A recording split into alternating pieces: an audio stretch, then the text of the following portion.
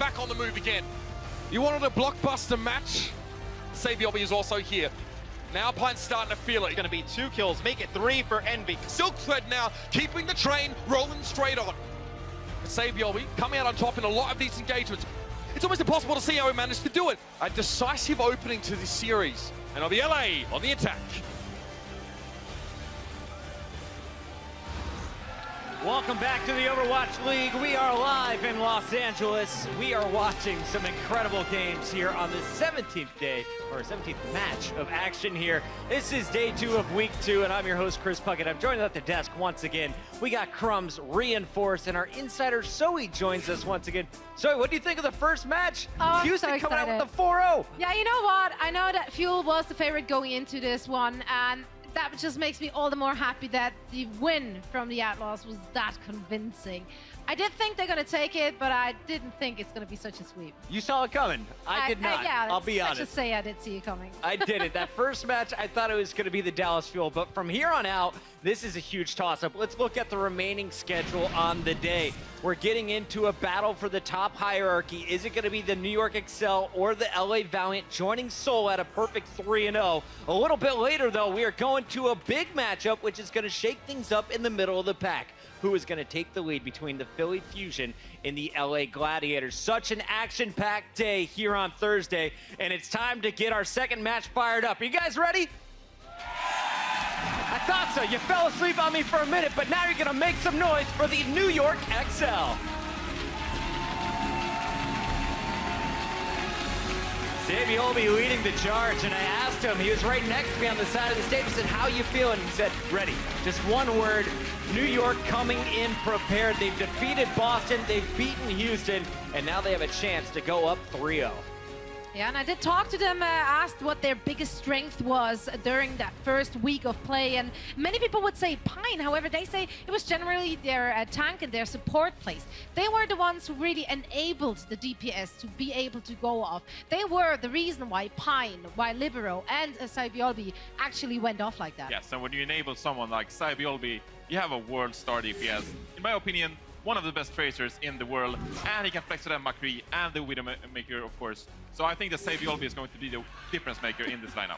I'm all about the base players here, the guys that go unnoticed. Jonek on your screen, this is the one that popped off on the DPS Zenyatta, redefining the role. However, he gets to shine on the damage front a little bit more when Pine is not in the lineup. When he's with Saebyeolbe and Libero, he goes off. So I expect him to do a lot of work today. You love your Zenyatta. I do. That's You're my doing support. Junior. I'm such a tryhard. I have to play it. I love it, and hopefully Meko got some of those drops in his eyes. New York is going to need to see him.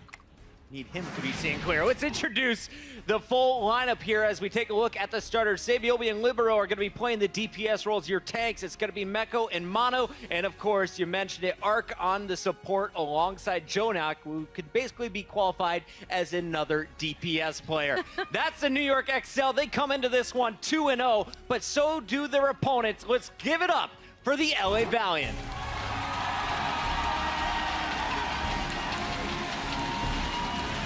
The hometown squad was one of the biggest surprises in week 1 of the regular season. They beat San Francisco in the very first match, but then they went on to pull off an even bigger accomplishment. They took down the Dallas Fuel 3-0 in a massive victory. And right now they are poised to have their biggest accomplishment yet. This is probably the most likely opportunity for a Western team to take down these all-Korean rosters, and it's going to be off the back of the tank play enabling their DPS. Yeah, out of nowhere really, we saw the tank in Contender Season 1, Fate and Envy, not necessarily rated that highly at all, pretty mid-table tanks, but now going into the Overwatch League, Fate and Envy, in my opinion, has been probably a top 3 tank duo in Overwatch League thus far.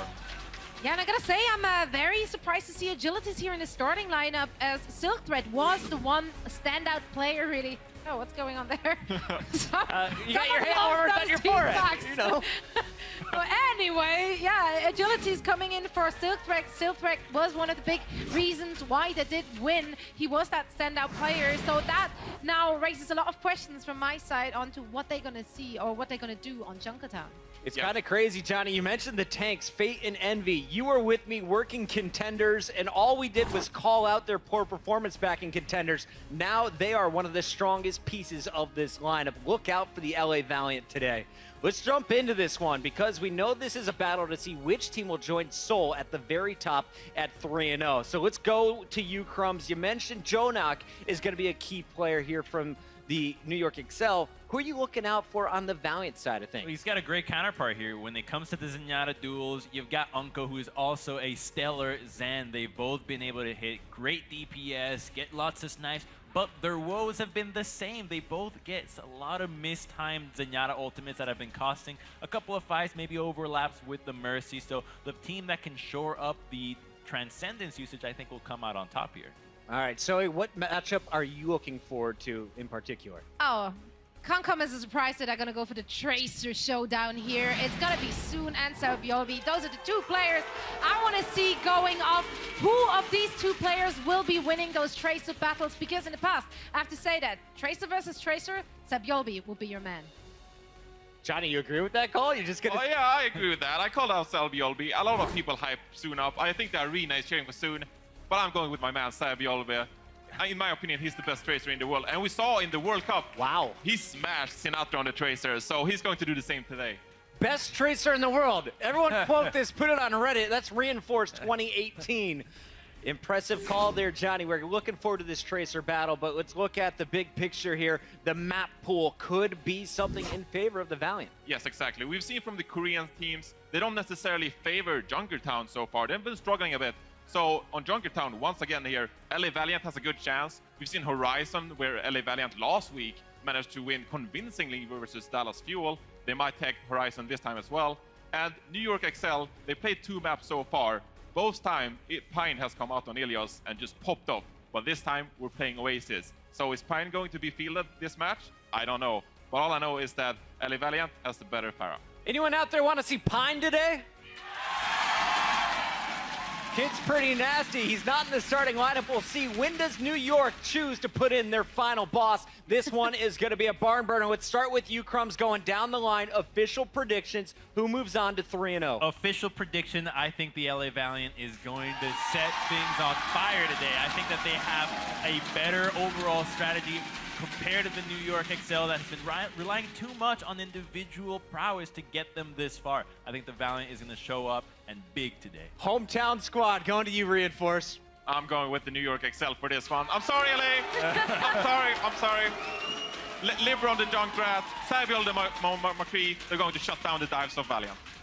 And what about you, Zoe? You're the tiebreaker. Are you going hometown or New York? I don't want the audience to boo me out like that. like that. Okay, let's take it that way. My heart wants Valiant to win, honestly. However, I do think NYXL does have the edge. Yes. Sorry. 2 New Yorks and an LA. That's it from the desk. Let's get this match started. Let's send it backstage. We got Uber with Mr. X.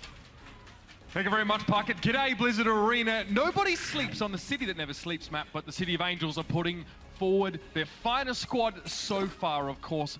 2-0 for the Valiant coming into this one. But tell me, you grew up in Long Island, right? Yeah. Now you live in Which Los is in Angeles. New York. Yeah, in New York. Where are you feeling on this one? Like, you know, we could talk about your heart or your head. Look, I think the Los Angeles Valiant had a tremendous week last week. You know, putting up the performances they did. You know, 2-0, undefeated in terms of maps. They do get the 1 draw. You see the map list here in this series, but I feel like everyone's kind of, you know, undervaluing New York a little bit. I feel like they have such a strong lineup coming in. I feel like New York's going to take this series. Well, to be honest, I'm glad to call Los Angeles my home. Plus, they're green and gold like the Aussies. Let's make some noise, ladies and gentlemen. We're going to jump into Junkertown to kick things off. The importance of this match cannot be overstated. Now that we've seen the Dallas Fuel stumble yet again, perhaps the victory of the Valiant against that squad earlier on doesn't mean as much.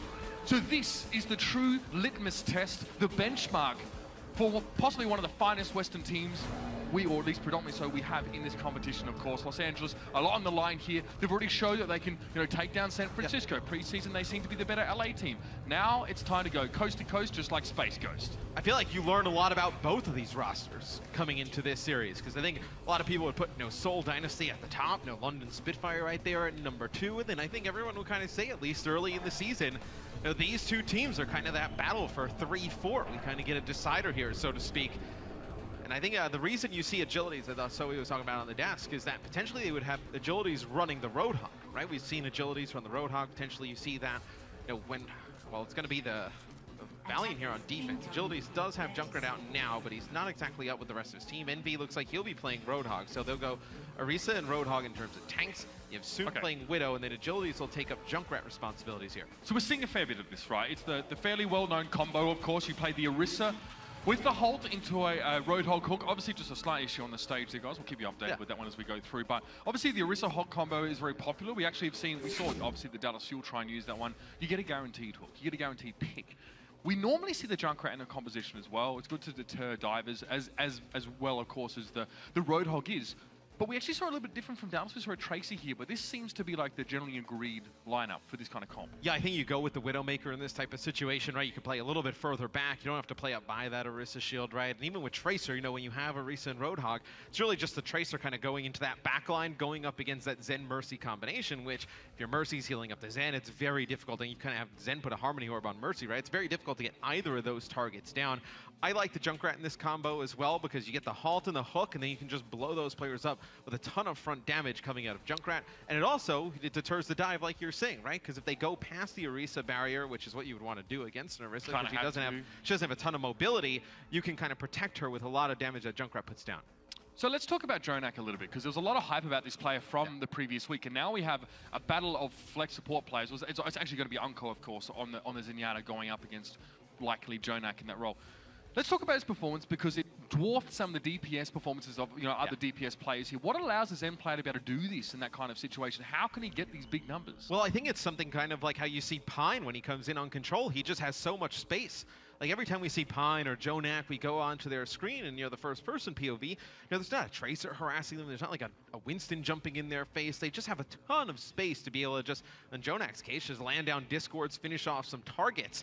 And it's very difficult because you're so worried about, Sabiel B jumping in there with Mono, that Tracer-Winston combination, that you really don't put a ton of priority to get to JJoNak in that back line. I think that's where you see him do, a lot of his damage. So you're telling me that, instances like Pine going massive and then JJoNak, of course, doing the same thing on the same team, no less, is vastly because of the tank play here on New York Excelsior? Yeah, I think it's because, Mono and Meko, and then when Janus comes in on control, playing the main tank role, they just create so much space for the rest of their members. And then, Saviel B, he's one of the best Tracers, obviously, in the world, but the thing that makes him, potentially the absolute best Tracer, I think, in my opinion, is his ability to just take these one-on-one duels with other Tracers and just kind of force them back. So when he gets in those situations, he always hunts down the other team's Tracer, puts a few shots at him, gets them weak, forces the recall out. That Tracer can't be aggressive at that point, has to go all the way back to the team. Little things are the ones we want to look out for. The Valiant prepared, though? That is the big question. New York now out of the gates, and it is going to be JJoNak on the Bastion here. So not going to see Zenyatta as we had seen prior. They're happy to play the Pirate Ship composition. They do have the Roadhog in the mix. The Orisa, of course, is also there, and much the same way that you get good picks off those Holts, a Bastion can really just nail people getting out of position with that one as well. We got an early res on Meko. You have the double sniper setup here for NYXL. It's going to be Soon versus Sabiel B here in a little Widow one-on-one on the outside. They just have to get JJoNak set back up on that payload with the Orisa barrier. Oh, okay. PB can do that. It'll be Meko actually taking out agilities. That's a huge pick because you lose a ton of that damage that Junkrat puts down. Soon gets the better of Sabiel B. But as that's happening, all the damage from NYXL just coming up the front. So although Soon gets the better in the Widow battle, everybody else in the front side of the fight's dropping for the Valiant. Yeah, sorry guys, you're going to have to curb your enthusiasm there. We obviously spent time watching what may have been a pivotal duel, but the tanks going head-to-head. Straight down the middle, and that choke point was probably the more important part of that engagement. So, the NYXL get to the first checkpoint. Not overly notable, not overly surprising. Only 2 teams have failed to actually make this one so far. Well, when agility spalts for the Valiant, and Soon is over on that outside, fighting Sabiel B, don't have a lot of damage coming through the front, so it's very hard to break that Orisa shield. And then also, JJoNak has an easy target in Envy as Roadhog, who now needs to play a little bit further out, a little bit more aggressive, trying to get him off of the cart. Single support, so you notice that players like Mono and Meko are a little bit low on HP. Gonna have to wait, and that's a huge Riptire! Happy birthday, New York! And that is definitely going to stop them. A good time to catch them as well, Matt. They're on the causeway. There's not really much opportunity to spread. And I wonder when we see NYXL switch off of the Bastion, because the payloads around that corner, it's going to be very difficult for Jonak to get set right back up on the card. So you can see where the card is right now. See what New York decides to do with the Bastion. It looks like they're going up for a high ground setup here. From behind, perhaps. Unko will be able to hear this. Surely the Bastion makes a lot of noise when he steps, and they don't have the time to really crouch walk this. Dragon Strike. Make it all the way around. This could be nasty. They might pinch it here as well with the Dragon Strike. Meko doesn't hit the hook, but he finds the damage anyway. The scrap gun is there. Dragon comes screeching on through. Doesn't claim any kills, but Valiant out Jonak from downtown. Kareem, there's not a damn thing he could do about it. And that was nasty. The Valkyrie was there as well. It just did not matter. That is filthy there from Jonak, just shooting Kareem out of the sky when the Valkyrie comes through. I'm surprised the Valiant didn't hear the players from NYXL coming through that staircase. They seemed a little bit shocked once they got up there around the corner. The Dragon Strike from Libero forces them out a little bit of position. Also makes sound. It makes it harder for them to hear what's behind it. Is also true. There's a ton of sound there with the Dragon Strike animation. Can kind of use that to hide some of the footsteps. Oh, agilities. Yeah, wasn't ready for that one. Sabiobbe now just wrapping around a little bit more. It's a res there, and it can be done. It's a safe position for Kareem to bring agilities back, but very, very quickly, the young player needs to respond. Sabiobbe down! And he's there to receive soon. No idea what happened, but a bullet between his ears. Now Libero as well. This is getting nasty now. New York are pushing forward. The payload has been left unattended for the time being, though, so there's a chance here for the LA Valiant to set up and hold this a bit more. Well, New York lost both of their tanks, so there's really nothing they can do at that moment in time. Then they lose Sabiobbe on the Widowmaker, so they're forced to back out a little bit. Jonak still on the Bastion. Looks like potentially going back to the spawn. Potential switch here maybe happening for NYXL because you see Sabiobbe go off of Widowmaker. He'll go over to Tracer. Libero will go over to Junkrat. Yep, here are the big changes coming in from NYXL. The agility is using a Riptire here for the Valiant. This is a time purchase more than anything else. It's unlikely the agilities will get towards the New York Excelsior by the time this time's out. But again, it's time being bought. And if Los Angeles now can try and exacerbate their ultimate advantage, you'll notice they've got, importantly, the Transcendence available, but the 3 ultimates in general here for disengage, or at least to buy themselves some more time. That's the most crucial part on a map where players quite easily finish attacks. Yeah, and if you're New York Excelsior coming into the fight, you'd love to get both support all so down. Good fight here for the Valiant, though. Mono goes on top. They tried to drop the Supercharger and push on through. Fate uses the Supercharger as well. Envy uses a whole hog. It'll be the Valiant holding on the defensive end. I was saying it would be great if NYXL could get in, force out 1 or 2 of those support ults, because now you would have came back into the fight with your own Valkyrie. You know, the fight extends at that point. You think maybe Sabiobbe gets closer to a pulse bomb, but the fight just really dominated there by the Valiant. I mean, that fight there as well, bear in mind, Envy only had a couple seconds channel time on that whole hog, but because the Supercharger from Fate was put down, he was able to break the shield that was put up by the enemy Orisa, and that allowed the rest of the Valiant to just blow them up. New York's play depended entirely on that shield being intact. And now New York makes more changes. They're going to go with a pretty heavy dive comp here. You'll have Mono go over to Winston, Meko will play Diva, and Libero will play the Genji in this setup. So, see Agility just trying to get some damage here on the Junkrat behind enemy lines. The Valiant have to be very careful. They have to protect these supports in this type of comp. Agilities has self-heal and the ability to keep himself safe, at least for the most part. Of course, a bit of mobility with the use of Concussive Mine and getting a bit of damage now as well. He wants to get that next Riptide to shut this fight down, but he might not have enough time. Envy now sees the tanks try to go for Agilities, but there's nothing he can do about it. He can't access the high ground, so it's Unco to jump in. He's going to provide the Transcendence. Arc now with the Resurrect on Sabiobbe, but Fate is also the same. He gets brought back into the fight. That's the Riptide they were looking for, though. A D-suit and a kill on Libero is big. It draws out another Resurrect, but Jonak's already found himself too. Both teams' mercies are going ham, but this guy's going hog. Envy comes out, manages to force Mono away. Now he can help out the rest of his team.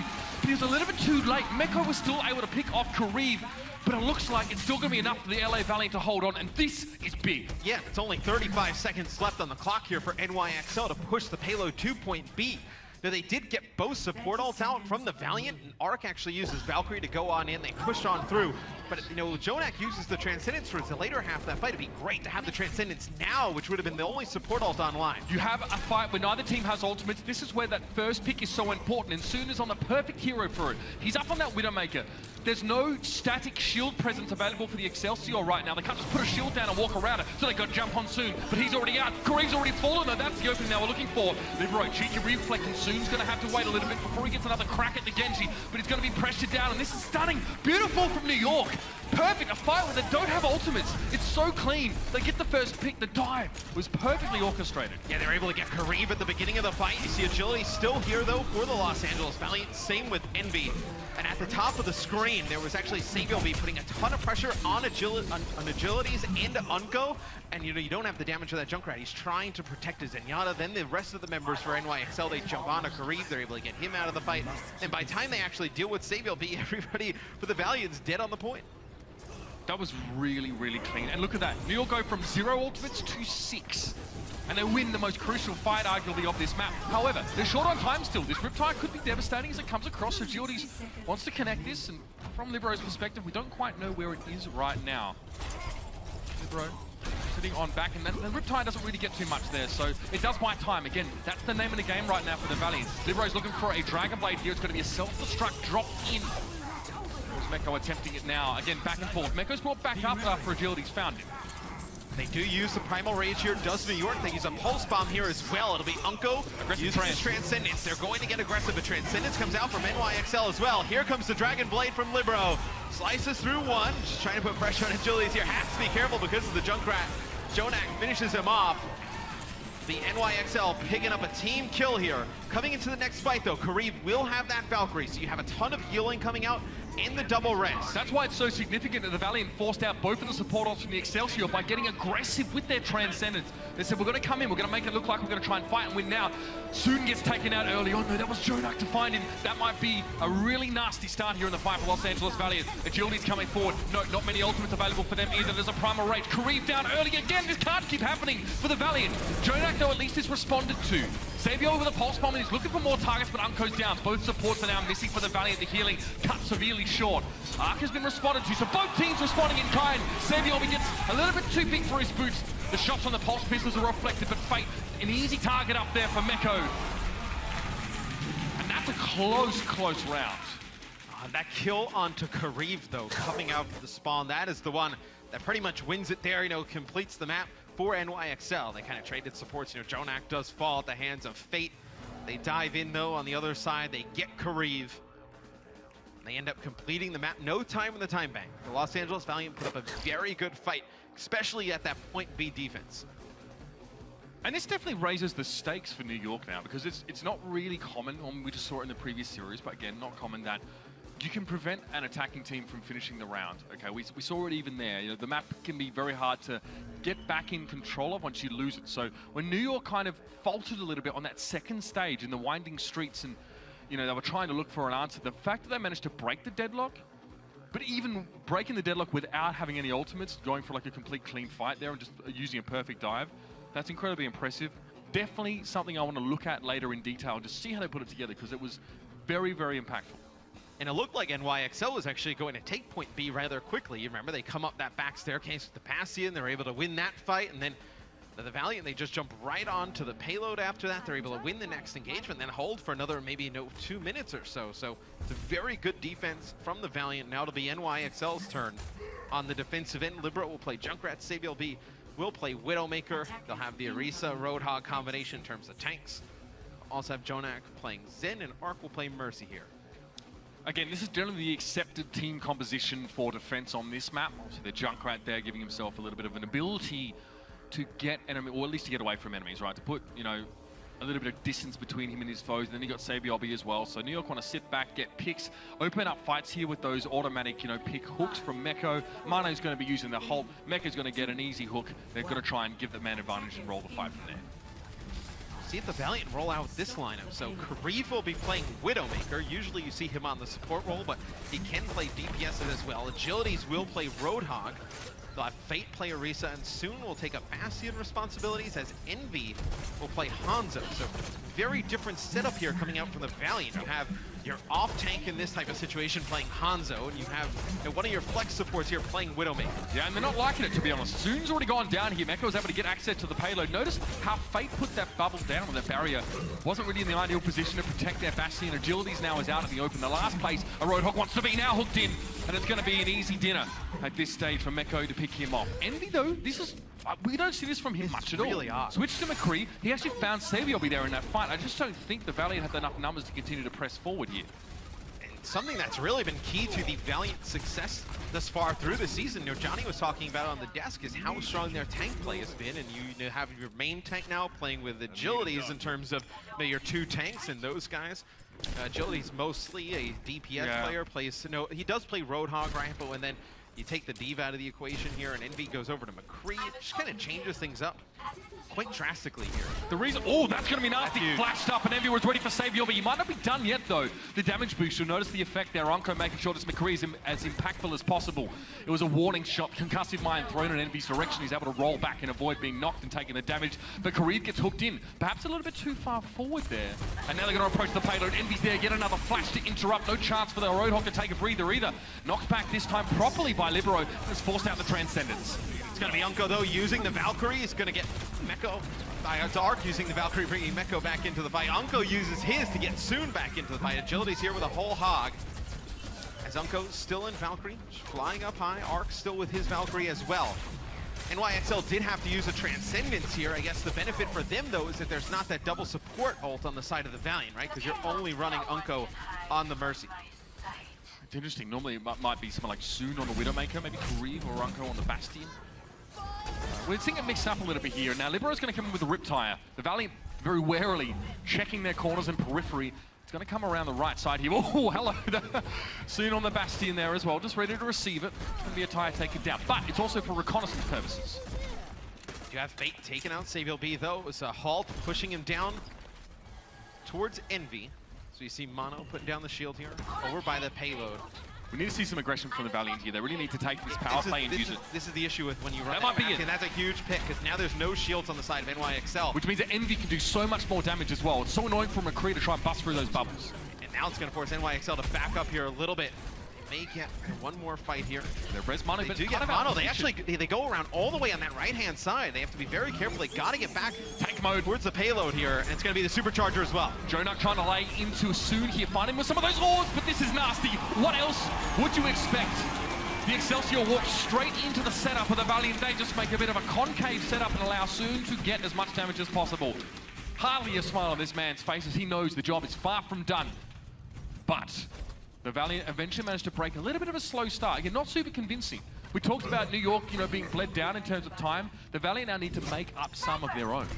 And even though they do take out Mono, they pretty much give up that res because they get great positioning there, right? They push the payload all the way around, and they know that New York has to fight from that right-hand side behind that little house. Very difficult to do much of anything. I like this here, the Envy pick. Obviously, first of all, you can play these corners a lot. Also, a good scatter shot is going to get rid of an Orisa straight away, and that's big. With Libero being down, there's a lot of damage missing from the side of the Valiant, but that was a nice halt there. It's going to allow Meko there to get the finish off on Agilities, and Envy. And LA trying to play in sort of 2 hemispheres. Not working out so well, but Kareev finds Savior. And Unco's going to use his Valkyrie, same with Arc. So Savior B comes right back into the fight. Agility, so doing some work on the Roadhog. Envy there with that scatter arrow like you were talking about is able to take out Savior B. It'll be Libero. This needs to be big. Using the tire here. They're going to use Transcendence as well. They get Unco out of the sky. I believe it's just Mono, Meko, Jonak, and then you have Arc healing them up on the point. They're able to hold on. Jonak, with the help of his tanks, putting in a ton of damage there on the Zenyatta to finish off some players. We often see Jonak featuring quite heavily in the kill feed with a bit of that cleanup action. Now, I'm interested here, Matt, to see the Soon's continuing to play the Bastion, but Envy now playing his 3rd or 4th hero, in fact, for this round. And you just see where having the double supports for NYXL is paying off there. Having the Transcendence plus that Valkyrie able to provide so much healing, so much sustain. See here from Jonak's POV. Guy is so sick on the Zenyatta, and now we see the changes coming in for the Valiant. So Kareev will play Zenyatta in this setup. Unco will stay on Mercy. Don't want to kind of reset any progress towards ultimates they built up. Soon, though, will stay on the Bastion here, Mitch. Yeah, he needs to get in a good position for it. That's the problem here.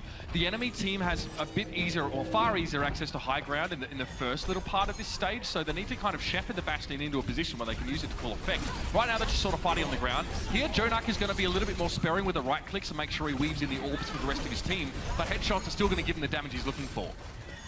where NYXL brought the Bastion up towards the high ground and went on a flank. It seems like the Valiant just keep on running this Bastion up towards the payload, not really even trying to go towards the high ground or potentially on the flank. Soon's waiting for another tank mode. That's got to be the only answer here. Meko goes down. He's actually bunning Blaster. He's looking for Soon. He's trying to heal himself up, but no! Jonak was there with the extra help. They needed the Bastion in position, and that's the second Resurrect committed to the same hero in this same fight. Soon does now have that ultimate. Tank mode's coming in. He's going to be looking for those targets as a supercharger down, but another Transcendence from Jonak. He falls down, but the healing was so important to protect his team from the tank. Yeah, but you have Arc with a Valkyrie here, and it's going to be Sableby actually sniping the Riptire there of Envy. That's a huge kill. You could have potentially saw that Meko's Riptire going nuts. come and take Arc out of the sky, but NYXL turning up here. 17 seconds left. Agility's trying to save his support. Unbelievable! Gets the kill onto Unko. Huge play from Meko. This guy is doing it all on his own. First, he takes down Soon on the Bastion on his own. Then, he goes and gets an easy kill on Kareev, then finds Unko. Essentially unassisted, that man on the Diva made so much happen. And this is a rare thing to see. So many fights happening in the second stage. And no matter what the Los Angeles Valiant threw with the NYXL, it wasn't enough. What a show we've got so far. You think the Valiant may have stayed on that Bastion pick for too long, and it's just very difficult with just that one support ult to break on through there when you have the Transcendence and the Valkyrie up. Now, most of the fights on the side of NYXL.